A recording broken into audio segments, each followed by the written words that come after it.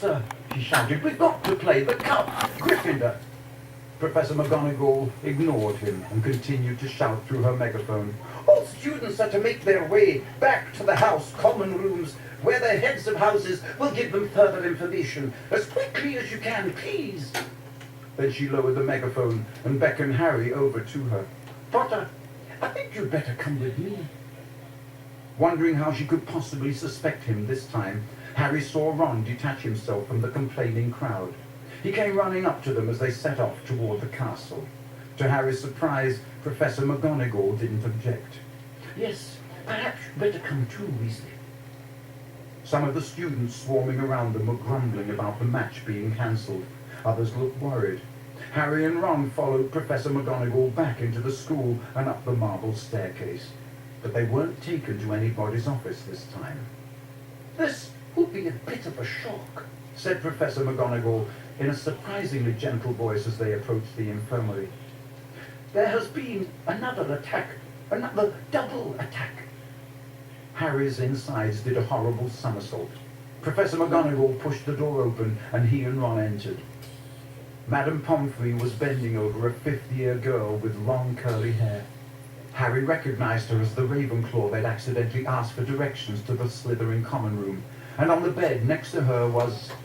Hermione, Ron groaned.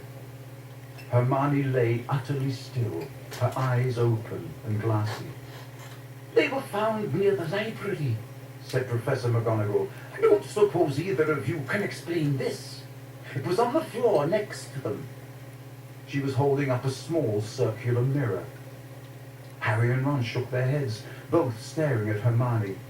I will escort you back to Gryffindor Tower, said Professor McGonagall heavily. I need to address the students in any case. Chapter 16. The Chamber of Secrets. All those times we were in that bathroom and she was just 3 toilets away, said Ron bitterly at breakfast next day. And we could have asked her, and now... It had been hard enough trying to look for spiders. Escaping their teachers long enough to sneak into the girls' bathroom, moreover, right next to the scene of the first attack, was going to be almost impossible.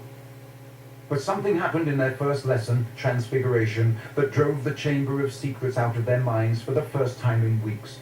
10 minutes into the class, Professor McGonagall told them that their exams would start on the 1st of June, 1 week from today. Exams?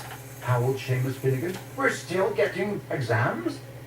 There was a loud bang behind Harry as Neville Longbottom's wand slipped, vanishing one of the legs on his desk.